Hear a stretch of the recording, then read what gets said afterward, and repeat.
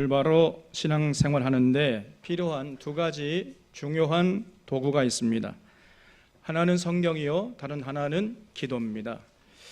성경과 기도는 신앙생활이라는 마차를 힘차게 굴러가게 하는 두 개의 바퀴예요. 그래서 우리가 예수 그리스도를 믿고 신앙생활을 시작하면은 가장 우선적으로 성경을 통전적으로 배우는데 집중해야 하는 것입니다.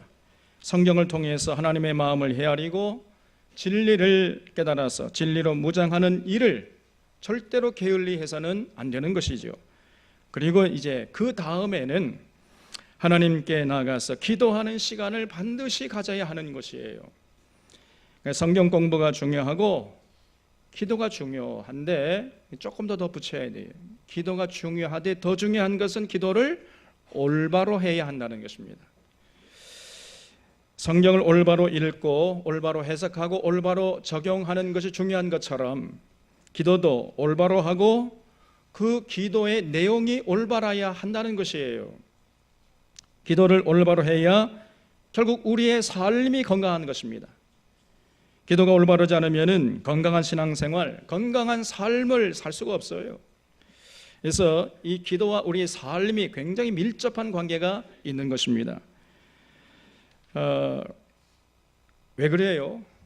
기도가 우리의 관심사와 우리의 소원을 담고 있고 반영하기 때문이에요.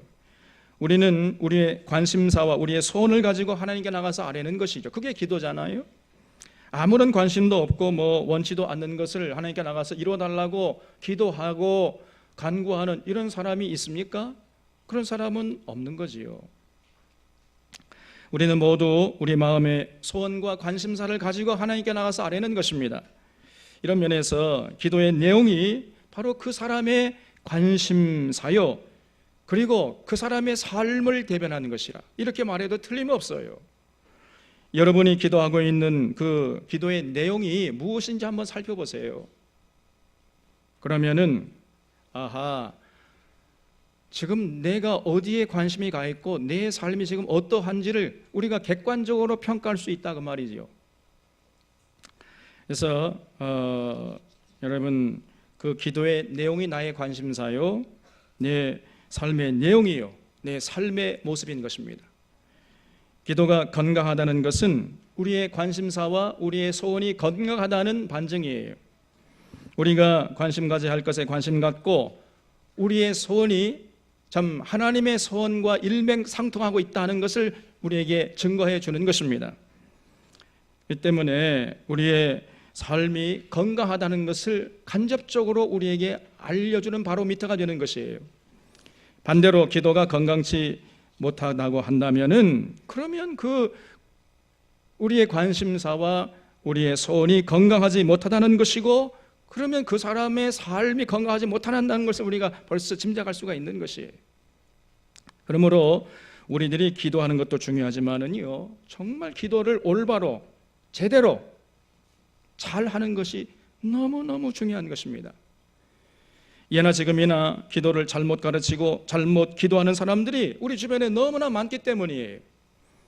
오늘날 우리 주변을 돌아보면요, 이렇게 중요한 기도를 그저 세격거리로 전락시키고 기복신앙이나 신비주의로 빠지게 하는 이 거짓 가르침들이 난무하고 있습니다, 여러분. 정말 조심해야 돼요. 그런데 오늘뿐 아니라 그 옛날 예수님 당시에도 그랬던 것 같아요.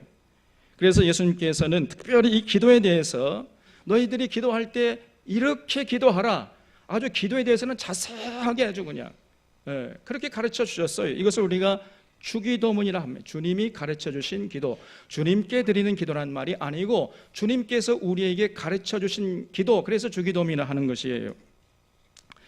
그래서 예수님께서는 그 주기도문에서 우리들이 기도할 때 어떻게 기도해야 할 것인지, 그리고 우리들이 어디에 관심을 갖고 기도해야 할 것인지, 우리의 기도의 내용이 무엇이 되어야 할 것인지 아주 구체적으로 자세하게 가르쳐 주셨습니다, 여러분. 오늘 말씀 마태복음 6장 5절 말씀을 보겠습니다. 또 너희는 기도할 때 외식하는 자와 같이 하지 말라 그랬어요. 그들은 사람에게 보이려고 회당과 큰 거리 어귀에 서서 기도하기를 좋아하느니라. 내가 진실로 너희에게 이르노니 그들은 자기 상을 이미 받았느니라 그랬습니다.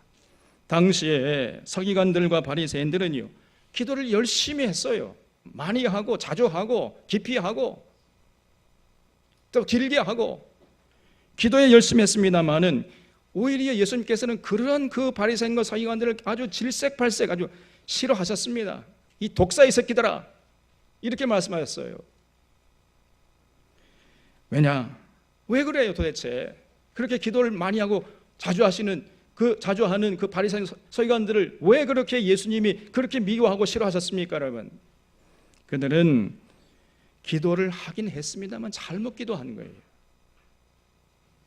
그들은 하나님께 기도하는 것이 아니고 사람들에게 잘 보이려고 큰 거리 어귀에서 회당에서 기도하기를 좋아했다는 것입니다. 원래 기도는 하나님께 하는 것이잖아요. 근데 사람들하고 사람에게 잘 보이려고 그렇게 기도했다는 것이에요. 그래서 그들은 이미 자기의 상을 받았느니라. 무슨 말이죠? 이게 무슨 말입니까, 여러분? 그들이 아무리 기도해도 그 기도를 하나님이 응답하지 않는다는 얘기예요. 그들은 이미 자기 상을 받았느니라. 무슨 말씀이죠? 그러므로 절대로 그런 그들을 본받지 말아라, 이렇게 말씀했습니다. 그렇게 기도하지 말라는 거예요.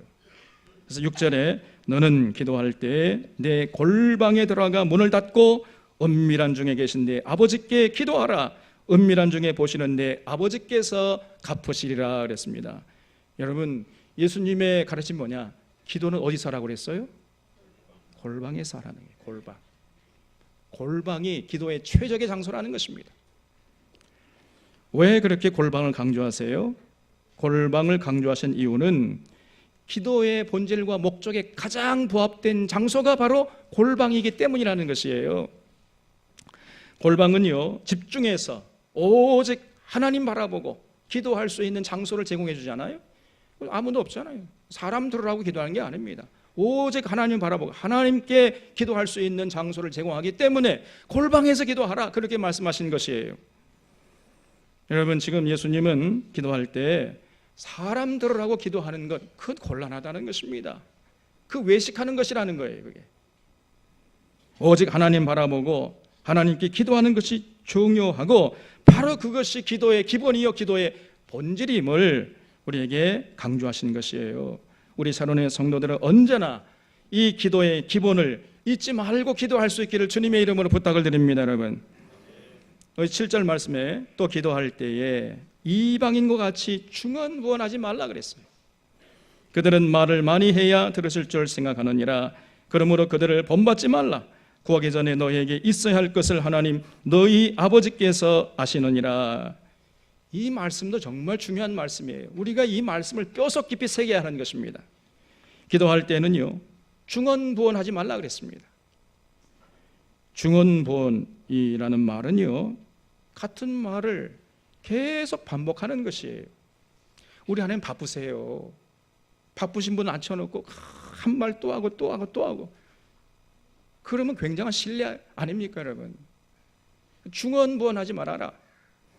그리고 아무런 마음에 의지도 없는, 그저 습관적으로 의례적으로 체면치레로 하는 이런 기도가 중언부언이에요. 그러면 우리 하나님께 그 굉장히 신뢰를 범하는 것이다. 중언부언하지 말라 그랬어요. 예를 들어서 나무관세음보살, 나무관세음보살, 나무관세음보살, 나무관세, 계속 반복하잖아요. 이런 주문 같은 기도를 우리 하나님은 질색팔색하십니다. 여러분, 그러면 그들이 왜 그렇게 엉터리에 기도를 할까요? 그들은, 우리 하나님은 어떤 분이시냐? 말을 많이 해야 들으실 줄 아는 분으로 알고 있기 때문에 그렇단 말이죠. 우리 하나님은 절대 그런 분이 아니십니다, 여러분. 말을 많이 해야 들으신 분이 아니세요, 여러분. 그걸 꼭 잊지 마시기를 바랍니다, 여러분. 말을 많이 해야만, 길게 하고 깊이 하고 기도의 양을 채워라 막 그러면서 그렇게 해야만 우리 하나님이 들으신 줄 알기 때문에 자꾸만 중언부언하는 거예요. 그래서 우리 주변에서도 흔히 그런 말을 많이 들을 수 있습니다. 많이 기도하고 오래 기도하십시오. 기도의 양을 채우십시오. 이런 말을 그저 우리가 그냥 막 너무나 많이 듣고 있어요. 전부 다 잘못된 것입니다. 그럼 뭐 하루에 2시간, 3시간, 4시간씩 기도하고 그걸 또 자랑으로 해요. 아니 그러면 3시간, 4시간씩 하루에 기도하면요, 도대체 소는 누가 키웁니까?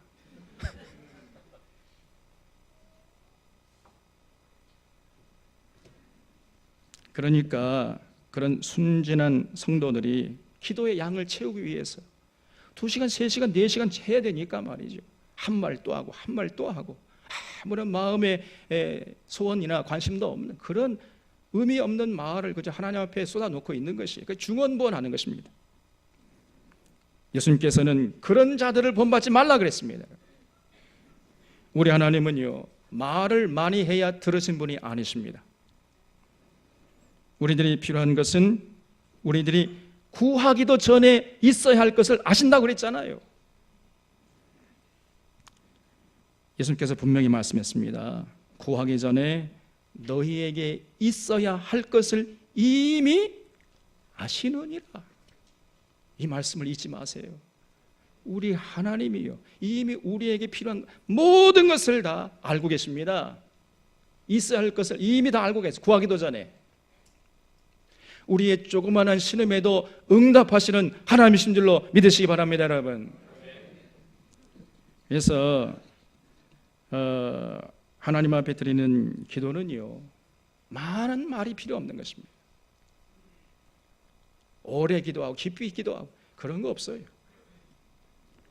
그래서 한마디 한마디 마음을 담고 우리의 의지를 담고 우리의 손을 담고 우리의 관심사를 담고 우리의 삶을 담아서 뚜렷한 명료한 의식을 가지고 기도하는 것을 우리 하나님이 기뻐하시는 것이에요. 그런 기도가 건강한 기도요, 올바른 기도인 것입니다. 자, 그러면은 이렇게 바리새인 같은 잘못된 기도 하지 말고 그러면 제대로 된 기도를 하라고 그랬는데 그게 뭡니까? 어떻게 하는 거예요 도대체가? 9절에 그러므로 너희는 이렇게 기도하라 그랬어요. 이렇게 우리가 기도해야 한다는 것입니다. 여러분, 하늘에 계신 우리 아버지여, 이름이 거룩히 여김을 받으시오며 나라가 임하시오며 뜻이 하늘에서 이루어진 것 같이 땅에서도 이루어지이다. 오늘 우리에게 일용할 양식을 주시옵고 우리가 우리에게 죄 지은 자를 사해 준 것 같이 우리 죄를 사하여 주시옵고 우리를 시험에 들게 하지 마시옵고 다만 악에서 구하시옵소서. 나라와 권세와 영광이 영원히 아버지께 있사옵나이다. 아멘. 이렇게 기도하라고 가르쳐 주셨어요. 여기서 우리가 알 수 있는 게 뭐지요? 여기에는 이 주기도문에는요, 우리들이 평생 기도해야 할 기도 제목들이 들어있는 것이에요. 그리고 이 기도 제목들은 우리들이 평생 관심 갖고 추구해야 할 삶의 관심사들이요, 삶의 내용들인 것입니다. 그렇기 때문에 우리가 기도를 잘 하려면 주님이 가르쳐주신 이 주기도문을 주목하고 주기도문에 입각해서 기도해야 돼요.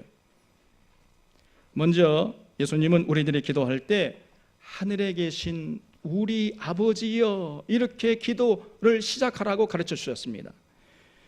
여기에는 우리들이 기도할 때 반드시 잊지 말아야 할 2가지 중요한 기도의 정신이 담겨 있어요. 첫째는 우리라는 말입니다. 하늘에 계신 내 아버지여가 아니고 하늘에 계신 우리 아버지여 이렇게 기도하라고 말씀하신 거예요. 우리가 기도할 때마다 이 예수님의 가르치심을 잊어서는 안 돼요. 하늘에 계신 내 아버지가 아닙니다, 여러분. 우리 아버지예요. 우리. 내 아버지도 되지만은 너의 아버지도 되고 그의 아버지도 되고 그들의 아버지도 되고 우리 모두의 아버지가 되는 것을 잊지 말고 기도하라는 것입니다, 여러분. 이게 중요한 것이에요. 그래서 헬라어 원문을 보면은 우리라는 말이 제일 먼저 나와요. 헤아우톤. 헤아우톤이란 말은 우리의 이런 말이에요. 우리의. 그래서 영어로 our. 영어도 보면은 제일 먼저 나오는 단어가 our. 우리라는 말이잖아요. 우리의 Father, our Father, 우리 아버지. 근데 그 아버지가 어디 계시냐? Who are in heaven, 하늘에 계신 우리 아버지. 우리 한글 번역은 그렇게 되어 있지만은 원어나 영어를 보면 제일 먼저 우리라는 말이 나옵니다. 우리 아버지요, 내 아버지가 아닙니다, 여러분. 그리고 이 죽음의 도문을 보면은요, 가장 많이 반복되는 단어가 바로 우리라는 단어예요. 하늘에 계신 우리 아버지요, 나오지요? 이름이 거룩히 여김을 받으시오며 나라에 임하오시며 뜻이 하늘에서 이룬 것 같이 땅에서도 이루어지이다. 오늘날 우리에게 일용할 양식을 주시옵고 우리가 우리에게 잘못한 사람을 용서해 준 것처럼 우리의 죄를 용서하여 주시옵고 우리를 시험에 들게 하지 마시옵고 다만 악에서 구하시옵소서. 계속해서 우리라는 말이 반복되잖아요. 그렇기 때문에 참 기도의 정신은 내가 아니고 우리라는 거예요. 우리 하나님은 나의 하나님만 되시는 것이 아니라 너희 하나님도 되시고 그의 하나님도 되시고 그들의 하나님도 되신다는 것을 잊지 말고 기도해야 한다는 것입니다. 이것이 중요한 것이, 가장 기도의 근본적인 정신이 바로 우리인 것입니다. 그래서 올바른 기도는 나를 위해서 하는 것이 아니에요. 늘 공동체를 의식하면서 공동체를 위해서 기도하는 것임을 예수님께서 가르쳐 주신 것이에요. 그래서 나만을 위해서 기도하는 것은 벌써 근본적으로 잘못된 기도임을 예수님께서 먼저 우리에게 일깨워 주신 것입니다. 둘째로는요, 하늘에 계신 아버지라는 말이에요. 그래서 우리의 기도를 받으시는 분이 어떤 분이시냐, 이걸 분명히 하고 기도하라는 것입니다. 우리의 기도를 받으시는 분, 우리가 기도하는 그분은 시시한 분이 아니라는 거예요. 그분은 하늘에 계신 우리의 아버지가 되신다. 이거를 명명백백히 하고 기도하라고 그랬습니다. 그런데요, 하늘에 계신 우리 아버지는요, 보통 분이 아니십니다. 이 우주 만물을 창조하시고 통치하시는 광대무명하시는 전능의 여호와 하나님, 그 여호와 하나님께 기도하는 것을 잊지 말고 기도하라, 이렇게 말씀하시는 것이에요. 그래서 기도의 참 정신이 무엇인지, 그리고 우리의 기도를 받으시는 그분이 과연 어떤 분이신지, 이거를 분명히 하면서 기도하라고 예수님께서 가르쳐 주신 것이에요. 그래서 우리가 기도하는 그분은요, 우주 만물을 통치하시고 모든 사람들의 생사 여탈권을 꼭 한 손에 쥐고 계신 분이시에요. 그런 분에게 우리가 기도하는 것입니다. 그런 다음에 예수님은 크게 이제 6개의 주제를 넣고 기도하라고 가르쳐 주셨어요. 그래서 앞에 3개의 주제는 하늘에 속한 것이고 뒤에 3개는 땅에 속한 것들입니다. 하늘에 속한 것들에는요, 하나님 아버지의 이름이 거룩히 여김을 받게 되도록 기도하라는 것이에요. 그리고 하나님 아버지의 나라가 이 땅에 이루어지도록 기도하고 하나님 아버지의 뜻이 이 땅에 이루어지도록 기도하라, 이렇게 가르쳐 주셨습니다. 또 땅에 속한 것들에는요, 우리의 일용할 양식을 위해서 기도하고 우리의 죄를 용서받을 수 있도록 기도하고 그리고 우리들이 마귀의 시험에 빠지지 않도록 기도하라, 이렇게 가르쳐 주셨습니다. 이처럼 주기도문에는요 6가지의 기도 제목이 담겨 있습니다. 이 6가지는 이 땅에 사는 동안 우리의 삶과 아주 밀접한 관계가 있는 것이에요. 우리의 삶의 기본적이고 근본적인 것들인 것입니다. 우리들이 관심을 갖고 끊임없이 기도하고 기도한 다음에는 이 기도 제목들이 우리의 삶의 현장에서 현실화되도록 우리들이 헌신해야 하는 것들이에요. 그래서 정말 건강한 기도는 어떤 기도냐, 기도한 다음에는 그 기도의 내용을 이루도록 그렇게 살아가야 돼요. 그래서 기도가 삶이 되어야 하는 것입니다. 그래서 기도가 삶이 되어야 되고 그 기도의 내용이 우리의 현실 속에서 이루어지도록 살아가는 그 삶 자체가 바로 기도인 것이에요. 이를 잊지 마시기 바랍니다. 우리 사랑하는 선원의 성도님들은 건강한 기도를 드리고 그 기도한 대로 살아가는, 그 기도의 내용을 이루려고 헌신하는, 그래서 기도가 삶이 되고 삶이 기도가 되는 이런 멋진 인생들 다 되시기를 주님의 이름으로 축원합니다. 이 6가지 중에서 오늘은 먼저 이 아버지의 이름이 거룩히 여김을 받으시오며에 대해서 생각해 보겠습니다. 예수님은 기도할 때 하나님 아버지의 이름을 높이는 것부터 시작하라고 가르쳐 주셨어요. 하나님의 이름이 거룩히 여김을 받도록 먼저 기도하라, 이렇게 가르쳐 주셨습니다. 그래서 하나님의 이름이 거룩히 여김을 받는 것이야말로 모든 성도들의 최우선적인 관심사가 되어야 한다는 것이에요. 그리고 그것이 최우선적인 기도 제목이 되어야 함을 가르쳐 주셨습니다. 그래서 우리가 기도할 때요, 내 어떤 육신의 소원, 우리 가정의 소원을 기도하기 전에 먼저 하나님의 이름이 거룩히 여김을 받도록 먼저 기도해야 하는 것입니다.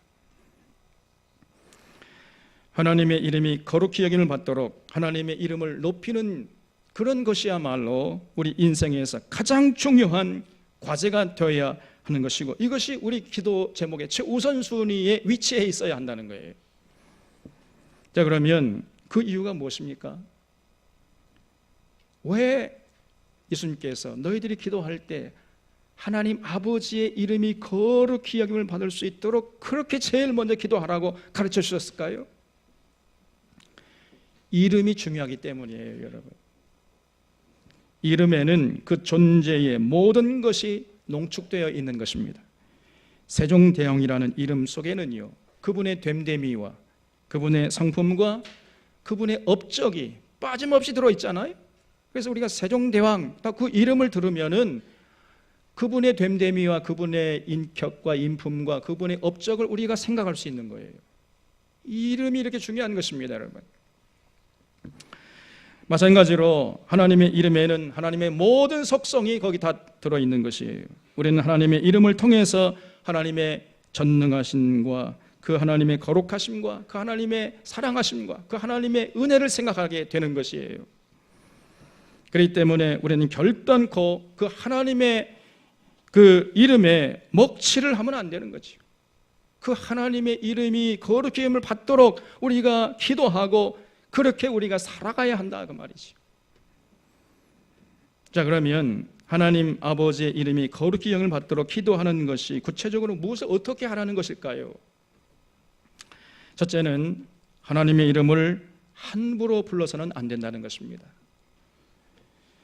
자칫 하나님의 이름을 함부로 부르면 하나님의 이름을 망령되이 일컫는 죄를 범할 수 있는 것이에요. 이거를 경계하라는 말씀이에요. 하나님이 과연 우주 만물을 창조하신 전능하신 분이심을 믿는다면 어떻게 감히 하나님의 이름을 함부로 경솔하게 부를 수 있겠습니까, 여러분? 하나님의 이름을 경솔히 함부로 부르는 자, 나아가서 하나님의 이름을 망령되이 부르는 이런 자들을 우리 하나님은 결코 용서하지 않으시고 심판하시는 것이에요. 로마 시대의 어느 성도가 예수 믿었다는 이유 한 가지만으로 잡혀가지고요, 감옥에 갇혀 모든 고문을 받고 그러다가 이제 총독 앞으로 끌려갔어요. 그 총독이 그 성도 앞에서 예수님의 이름을 조롱했습니다. 너희들이 믿는 예수가 우리를 위해서 도대체 어떤 일을 하고 있다고 그렇게 호들갑을 떠느냐? 그 예수는 목수 아니냐? 그러면서 예수님의 이름을 조롱했습니다. 너희들이 이렇게 고통을 받고 있는데 도대체 그 예수라는 작자는 어디서 무엇을 하고 있단 말이냐? 이러면서 말이죠, 자기의 권력을 한껏 뽐냈어요. 그 말을 듣고 죽은 듯이 조용하게 서 있던 그 성도가 점잖게 한마디 이렇게 얘기를 했습니다. 나사렛 예수님은 지금 총독을 위해서 총독의 관을 짜고 계십니다.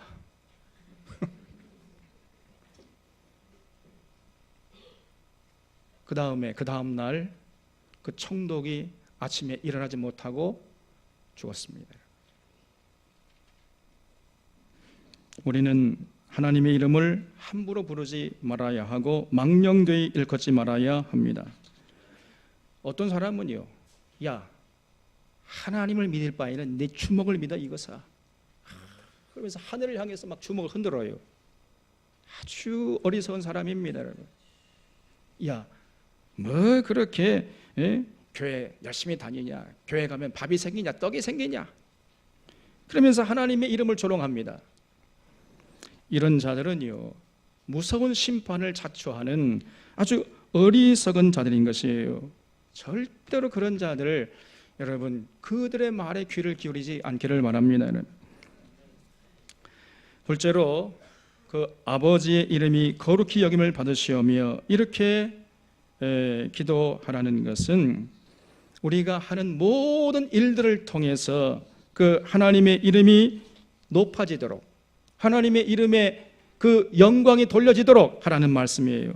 어떤 여인은요, 이 시상식에서 소감을 밝힐 때 이 모든 영광을 하나님께 올려드립니다. 이렇게 그 수상 소감을 밝히잖아요. 얼마나 멋있습니까, 여러분? 이처럼 우리가 하는 모든 일들을 통해서 하나님의 영광이 드러나도록 하나님의 이름이 높아지도록 그렇게 기도하라고 가르쳐 주신 것입니다. 그러므로 우리들이 하나님 아버지의 이름이 거룩히 여김을 받으시오며 이렇게 기도할 때마다 이 기도가 현실이 되도록 우리가 애를 써야 되는 거예요. 아버지 이름이 거룩히 여김을 받도록 하는 것이 모든 성도들의 최우선적인 삶의 관심사가 되어야 하는 것입니다. 바울은요, 그렇게 초대교회 때 수많은 업적을 남기고 그렇게 수많은 사람들에게 복음을 전파하여 교회를 세웠음에도 불구하고 나 된 것은 하나님의 은혜로라. 그래서 모든 영광을 하나님께 돌렸습니다. 그래서 하나님의 이름이 거룩히 여김을 받는데 그 삶의 최우선순위가 있다는 사실을 우리 여기서 알 수 있어요. 우리는 끊임없이 모든 영광을 하나님께 올려드려야 돼요. 하나님은 우리를 구원하시기 위해서 그 독생 성자를 보내주셨잖아요. 그리고 하나님이 보내신 그 독생 성자께서는 우리를 위해서 모든 고난을 그저 감내하셨습니다. 그리고 십자가에서 죽으시고 부활의 첫 열매가 되셔서 참 우리에게 부활의 소망과 재림의 소망과 천국의 소망을 안겨주셨습니다. 여러분, 그 은혜를 생각할 때 우리가 어찌 그 이름을 높이지 않을 수가 있겠습니까? 시편 8편에 보면은요, 그 시편 기자가 여호와 우리 주여, 주의 이름이 온 땅에 어찌 그리 아름다운지요. 그러면서 그 주님의 이름을 거룩히 여기는 것을 볼 수 있습니다. 여러분, 주님께 영광을 올려드리는 것을 볼 수 있잖아요.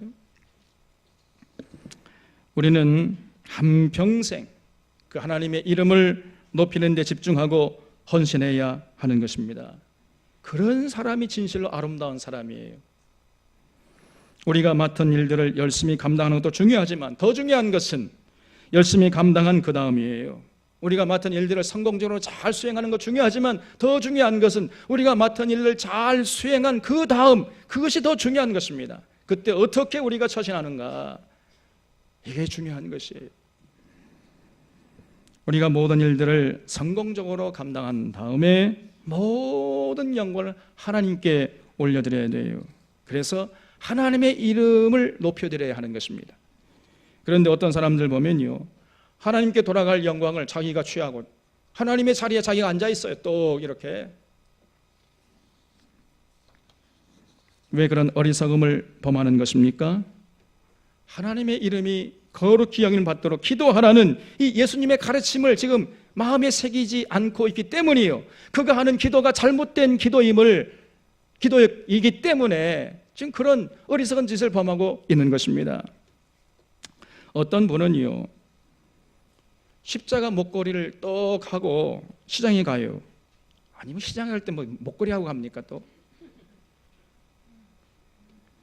시장에 가서 십자가 목걸이 딱 금목걸이 하고 가가지고요, 콩나물 1,000원어치 사면서 깎아댈래요. 또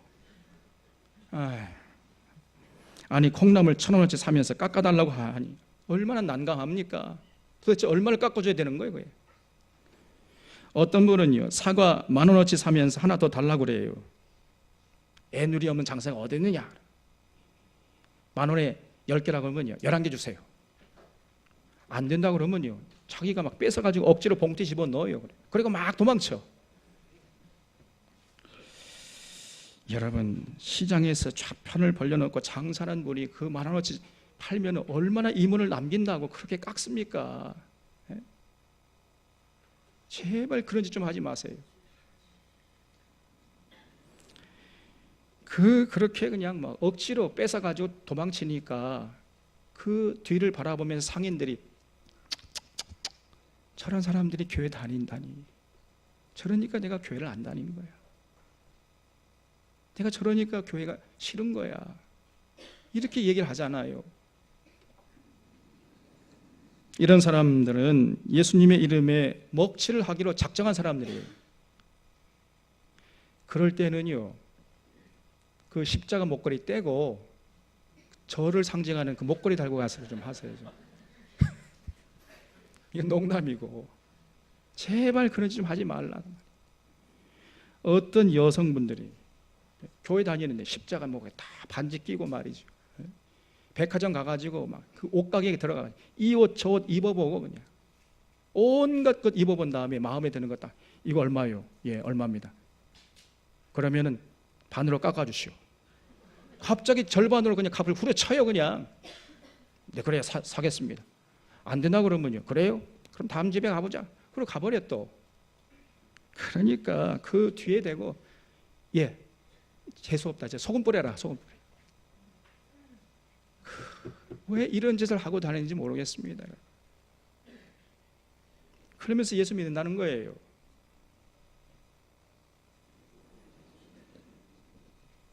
제발 그런 분들은 십자가 목걸이나 떼고 그랬으면 좋겠어요. 좀.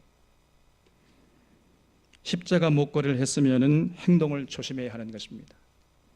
우리를 통해서 예수님의 이름이 거룩히 여김을 받을 것인지 말 것인지가 결정되기 때문이에요. 그러므로 십자가 목걸이를 했으면 어떻게 해야 됩니까? 사과 이거 10,000원에 얼마입니까? 몇 개입니까? 예, 10개입니다. 아니 10,000원어치 사는데 10개나 주면은 도대체 뭘 먹고 살려고 그래요? 9개만 주세요. 그래가지고 봉지에서 하나 꺼내서 그냥 내려놔요. 우리 들고 본 사람께는 꼭 그렇게 하시길 바랍니다. 이 아멘이 적잖아요, 이 아멘 소리가. 이럴 때는 아멘 좀 크게 하세요. 좀. 우리 사는 성도님 전부 다 그렇게 할 수 있기를 주님의 이름으로 부탁을 드립니다, 여러분. 이게 기도를 건강하게, 기도를 제대로 하는 사람이 그렇게 할 수 있는 거예요. 아버지의 이름이 거룩히 여기를 받도록 기도한 다음에 이렇게 행동해야 하지 않겠습니까, 여러분? 비록 사과 하나지만은 그 사과 하나를 내려놓는 걸 통해서 그 예수님의 이름이 높아지잖아요. 그 예수님의 따스한 사랑이 전해지지 않습니까, 여러분? 그럼 그 가치가 있는 거 아니겠습니까? 우리 선원의 교우들은 하나님의 이름이 거룩히 여김을 받도록 기도하고, 기도한 대로 하나님의 이름이 거룩히 여김을 받도록 사는데 최선을 다해 주시기를 주님의 이름으로 축원합니다. 우리가요, 공부하는 것, 우리가 사업하는 것, 우리가 자녀를 키우는 것, 모든 것, 궁극적인 목적은 하나님의 이름을 높이는 데 있다는 것을 잊지 말아야 되는 것입니다. 그래서 내가 이 일을 하는 것은 하나님의 이름을 높이기 위해서 하는 것이다 라고 생각하면서 하는 사람하고, 그저 내 출세를 위해서 공부하고 출세를 위해서 뭐 사업하고 그런 사람하고 어떻게 그 삶이 같을 수가 있겠어요? 하늘과 땅만큼 차이가 나는 것입니다, 여러분. 예수님이 가르쳐주신 주기도문의 두 번째 기도 제목은 하나님 아버지의 나라가 임하시오며, 이렇게 기도하라고 가르쳐 주셨어요. 예수님은 하나님의 이름이 거룩히 여김을 받도록 기도한 후에 하나님 나라가 이 땅에 임하도록 기도하라고 우리에게 가르쳐 주신 것입니다. 근데 많은 사람들이요, 이 하나님 나라는 지금 이 땅에서 누릴 수가 없고 죽어서야 저 세상에서 비로소 누릴 수 있는 나라다, 이렇게 생각을 해요. 그렇게 생각하기 때문에 하나님 나라가 이 땅에 임하도록 기도하는 이 예수님의 말씀을 전혀 이해를 못하는 것입니다. 여러분, 그러나 하나님 나라는요, 지금 이 땅에서도 우리가 맛보고 누릴 수 있는 나라인 것입니다. 예수님께서는 마태복음 12장 28절에서 내가 하나님의 성령을 힘입어 귀신을 쫓아내는 것이면 하나님 나라가 이미 너희에게 임하였느니라, 이렇게 말씀했습니다. 여기서 분명히 예수님께서 하나님 나라가 이미 너희에게 임했다, 이렇게 과거적으로 말씀했어요. 시대가 과거입니다, 여러분. 우리가 하나님 나라를 이미 이 땅에서도 누릴 수 있다는 말씀인 것이죠. 그리고 이 땅에서 하나님 나라를 누린 사람들만이 장차 죽어서 이제 영원한 하나님 나라에 들어갈 수 있는 것입니다. 이것이 영원히 변치 않은 진리예요. 아니, 이 땅에서 하나님 나라를 맛보지 못한 사람이 어떻게 죽어서 하나님 나라에 갈 수 있다는 말입니까? 이게 말이 안 되는 거예요. 반드시 이 땅에서 우리 하나님 나라를 맛봐야 돼요. 그렇기 때문에 예수님은 이 땅에 하나님 나라가 이루어지도록 기도하라고 말씀하신 것입니다. 우리가 이 예수님의 가르침을 따라서 하나님 나라가 이 땅에 이루어지도록 기도하려면 무엇보다도 먼저 하나님 나라가 어떤 나라인지를 바로 알아야 돼요. 예수님께서 공생애를 통해서 집중적으로 가르쳐 주신 주제가 바로 이 하나님 나라에 관한 주제였어요. 첫째로 하나님 나라는요, 어떤 장소적이고 공간적인 개념이 아니라고 말씀하신 거예요. 장소적이고 공간적인 개념이라기보다는 하나님의 주권이 미치는 곳, 하나님의 통치가 실현된 곳, 그것을 하나님 나라라고 가르쳐 주신 것입니다. 누가복음 17장 20절에서 바리새인들이 예수님께 나와서 이렇게 물었습니다.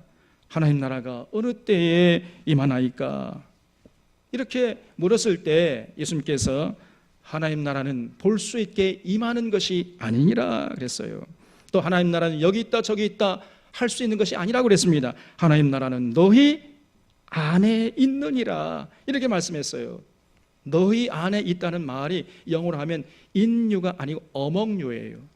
하나님 나라는 어디에 임하느냐? 너희의 인간 관계 속에서, 너희들이 관계를 나눌 때 하나님의 통치를 받으면서 하나님의 말씀에 입각해서 우정을 나누게 되면 그 우정 속에 너희 안에 하나님 나라가 임한다, 이렇게 가르쳐 주신 것입니다.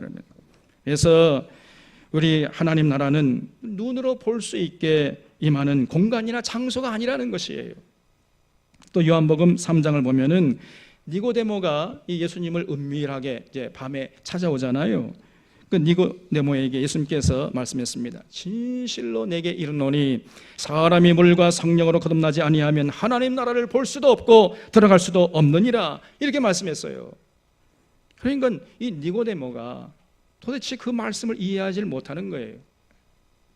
대답하는 말이, 아니 그러면 예수님, 어떻게 사람이 다시 어머니 모태 속에 들어갔다가 나올 수 있겠습니까? 예수님이 사람이 거듭나지 아니하면 하나님 나라를 볼 수도 없고 들어갈 수도 없다, 이렇게 말씀하시니까 전혀 이해를 못하고 동문서답하고 있는 것을 볼 수 있잖아요. 이런 예수님의 가르침을 종합해 보면요, 하나님 나라는 하나님이 다스리시는 나라예요. 하나님이 다스리시는 곳이라면 그곳이 그 어디든 하나님 나라가 되는 것입니다. 높은 산이 거친들이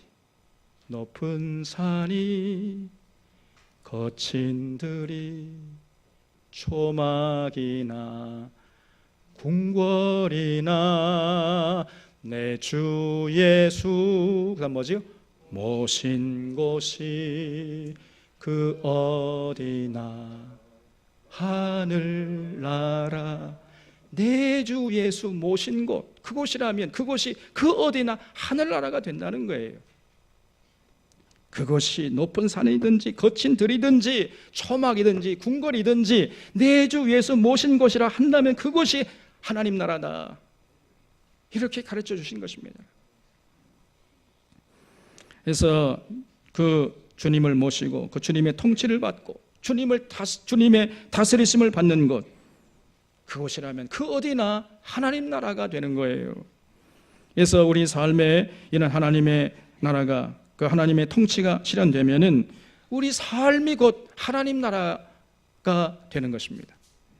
우리의 가정이 하나님의 통치를 받게 되면 우리 가정이 하나님 나라가 되는 거예요.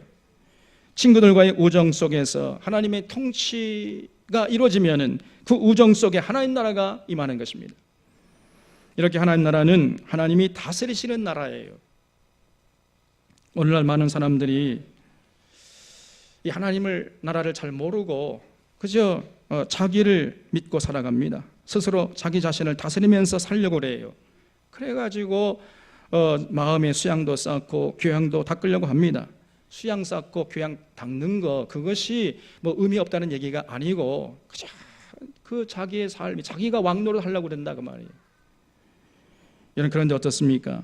여러분이 다스리는 나라, 그 나라가 평안합니까? 그 나라 잘 다스려집니까? 우리가 성도를 정의할 때 어떻게 정의할 수 있겠습니까? 내가 나를 다스릴 수 없다는 사실을 발견한 사람을 우리는 성도라고 하는 거예요. 내가 나를 다스릴 때는요, 내 삶이 평안하지 못해요. 내 삶이 어둠과 죄에 빠져 있다는 사실을 발견하고 주님 앞에 나와서 이제는 더 이상 내가 나를 다스리려고 하지 않고 주님께서 나를 다스려 주시옵소서, 이렇게 무릎 꿇는 자를 우리가 성도라고 하는 것이에요. 내가 나를 다스리는 삶을 포기하고 골고다 그 예수님의 십자가 밑에 내려가서 그 예수님 만나 뵙고 그 예수님의 다스리심을 받기로 결단한 사람, 그 사람을 우리가 성도라고 하는 것입니다. 겸손히 내가 나를 다스리던 자리를 예수님께 내드리는 자를 성도라고 하는 것이에요. 그러면 이제 주님께서 나를 다스리시고 나를 통해서 주님의 능력과 영광을 나타내시는 것이에요. 그러면 그 삶이 하나님 나라가 되어버려요. 그리고 그 하나님 나라의 모든 기쁨과 복락을 누리게 되는 것입니다. 예수님께서 공적인 생애 그 메시아 사역을 시작하셨을 때 제일 먼저 하신 말씀이 뭐냐? 회개하라, 하나님 나라가 가까웠느니라, 이렇게 말씀하셨어요. 그래서 회개할 때 하나님 나라가 가까이 올 수 있다는 것입니다. 회개가 뭐냐? 회개 여러분 중요하지요? 어떤 목사님이 회개란 뭐냐? 회개란 정권 교체다. 아주 탁월하게 말씀하셨어요. 아주 천천살인이에요. 그냥 멋진 말이죠. 지금까지는 내가 나를 다스렸습니다. 내가 내 왕국의 왕이었어요. 내가 나를 다스릴 때는 그러나 밤낮 그저 걱정하고 근심하고 실망과 한숨과 허무와 불안과 짜증을 내고 이렇게 살았습니다. 그러다가 어느 날 안 되겠다, 이제는 왕을 바꿔야 되겠다, 정권을 교체해야 되겠다, 이렇게 결심하는 거예요. 그래서 하나님의 아들 예수 그리스도를 내 왕국의 왕으로 모시고 나는 그 왕으로 모신 그 예수님의 통치를 받고 살아야 되겠다, 이렇게 결단하는 것, 그것이 바로 회개라는 것입니다. 그러면 그 삶에 하나님 나라가 이루어지는 거예요. 그러면 그 사람은요, 하나님 나라의 그 아름다움을 체험하게 되는, 그걸 경험하게 되는 것입니다. 하나님 나라처럼 사람들을 행복하게 하고 아름답게 하는 나라가 없어요. 하나님 나라는 이 땅에서 누릴 수 있는 나라 중에서 최고의 아름다운 나라인 것입니다. 이사야 선지자는 그런 하나님 나라의 모습을 이사야서 11장 6절 이하에서 이렇게 노래했어요. 그때에 이리가 어린 양과 함께 살며 표범이 어린 염소와 함께 누우며 송아지와 어린 사자와 살찐 짐승이 함께 있어 어린 아이에게 끌리며 암소와 곰이 함께 먹으며 그것들의 새끼가 함께 엎드리며 사자가 소처럼 풀을 먹을 것이며 젖 먹는 아이가 독사의 구멍에서 장난하며 젖된 어린 아이가 독사의 굴에 손을 넣을 것이라. 내 거룩한 산 모든 곳에서 해됨도 없고 상함도 없을 것이니 이는 물이 바다를 덮은 같이 여호와를 아는 지식이 세상에 충만할 것임이니라 그랬습니다. 여러분, 하나님 나라는 어떤 곳이냐? 이리와 어린 염소가, 이리와 어린 양이 함께 사이좋게 살아가는 나라는 거예요. 표범이 어린 염소와 함께 살아갑니다. 젖 먹는 아이가 독사의 굴에 손을 넣어도 해를 당하지 않아요.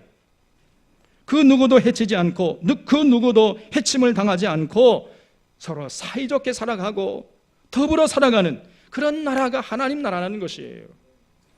완벽한 사랑과 평화의 나라인 것입니다. 이런 아름다운 나라를 우리가 이 세상에서 그 어디에 가서 경험할 수 있겠습니까, 여러분? 어디 가서 누릴 수 있겠습니까, 여러분? 그 누가 통치를 해도 이런 나라를 절대로 맛볼 수가 없는 것이에요. 오직 우리 주님이 다스리는 나라만이 이런 사랑과 평화의 나라를 맛볼 수 있는 것입니다. 그러므로 예수님께서 이렇게 아름다운 하나님 나라가 이 땅에 이루어지도록 기도하라고 말씀하신 것이에요. 여러분, 우리들이 기도할 때마다 언제나 이 땅에 하나님 나라가 임하도록 열심히 기도해야 돼요. 그리고 이 하나님 나라가 이 땅에 임하도록 기도하는 성도는 자연스럽게 주변의 사람들이 하나님의 통치를 받으면서 하나님 나라를 맛보도록 열심히 하나님 나라를 대표하려고 하는 것입니다. 한국에 와 있는 미국 대사는 미국을 대표해서 지금 한국에 와 있잖아요. 그래서 우리는 미국이 어떤 나라인지를 알려면은 그 한국에 와 있는 한국 대사가 어떻게 살아가고 어떻게 행동하는가를 보면은 미국을 알 수 있어요. 미국이란 나라가 어떻구나 하는 것을 이 한국에 와 있는 미국 대사의 삶을 통해서 알 수 있는 것입니다. 마찬가지예요.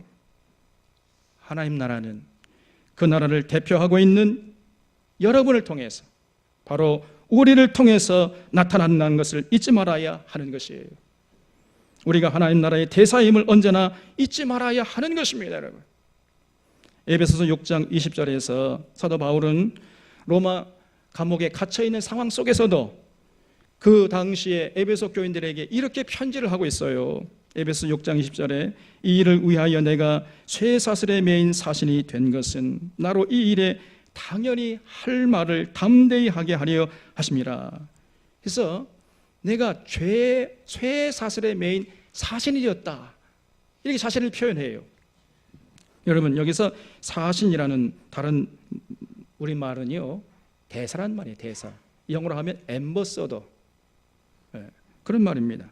바울은 지금 차지찬 그 에베소 로마 감옥에 갇혀 있으면서 자신이 하나님 나라의 대사, 엠버서더임을 결코 잊지 않고 있다는 사실을 여기서 우리가 발견할 수 있는 거예요. 여러분, 우리 모두는, 예수 그리스도를 믿는 우리 모두는 하나님 나라의 대사인 것입니다. 그래서 우리를 통해서 믿지 않는 자들에게, 세상 사람들에게 하나님 나라가 드러나게 되어 있는 것이에요. 세상 사람들은 우리를 통해서 하나님 나라가 과연 어떤 곳인지를 알게 되는 것입니다. 우리가 늘 그저 감사하고 기뻐하고 어떤 형편에 있든지 간에 두려워하지 않고 근심하지 않고 이렇게 기쁘게 감사하면서 살아가면은 그들은 하나님 나라가 감사와 기쁨이 충만한 나라인가 보다, 이렇게 알게 되는 것이에요. 그러나 우리가 짜증내고 불평하고 근심하고 이렇게 살아가면요, 세상 사람들이 볼 때 하나님 나라는 그저 짜증과 불평과 근심의 나라인가 보다, 이렇게 아는 것이에요. 그러므로 우리가 하나님 나라를 제대로 대표해야 하는 것이 우리가 중요한 것입니다. 우리의 삶이 중요한 것이에요. 혹 나로 하여금 하나님 나라가 욕을 먹고 있지는 않는지, 내가 지금 하나님 나라를 제대로 대표하고 있는지 우리는 돌아봐야 돼요. 여러분 보고 주변 사람들이 당신 보니까 나도 하나님 나라 백성이 되고 싶습니다, 그런 말을 듣고 있지요? 왜 아멘이 한 사람밖에 없습니까? 당신을 보니까 나도 하나님 나라의 백성이 되고 싶습니다. 당신의 그 살아가는 아름다운 모습을 보니까 나도 하나님 나라의 시민이 되고 싶습니다. 이런 얘기를 우리는 반드시 들어야 돼요. 당신을 통해서 하나님 나라의 아름다움을 보니까 나도 그 아름다운 하나님 나라에 좀 들어가고 싶습니다. 이런 고백을 우리 들꺼보는 사랑교회 성도님들은 다 들을 줄로 믿습니다. 정말 그렇다면요, 여러분은 하나님 나라를 제대로 대표하는 것이고 참으로 여러분들은 제대로 기도하는 자들임에 틀림없습니다. 그리고 정말 건강하게 거룩하게 살아가는 자들임에 틀림없는 거예요. 건강한 기도는 건강한 삶과 밀접한 관계가 있는 것입니다. 예수님께서 하나님 나라가 이 땅에 이루어지도록 기도하라고 하신 것은 이렇게 우리의 삶 속에서 하나님 나라를 잘 나타내라고 당부하신 말씀인 것이에요. 오늘 예수님께서 우리에게 하나님 나라가 이 땅에 임하도록 기도할 것을 가르쳐 주셨습니다. 그러므로 우리는 이 땅에 하나님 나라가 이루어지도록 열심히 기도하고 그 나라를 잘 대표하도록 아름답게 향기롭게 살아가야 할 책임이 있다는 것을 마음속에 새길 수 있기를 바랍니다. 예수님의 가르침을 마음에 새기면서 하나님의 이름이 거룩히 여김을 받고 하나님 나라가 이 땅에 이루어지도록 기도하고 그 기도한 내용이 우리의 삶의 현실 속에서 이루어지도록 애쓰는 우리 사론의 교우들이 다 되시기를 주님의 이름으로 축원합니다. 기도하겠습니다. 고마우신 하나님 아버지, 우리가 예배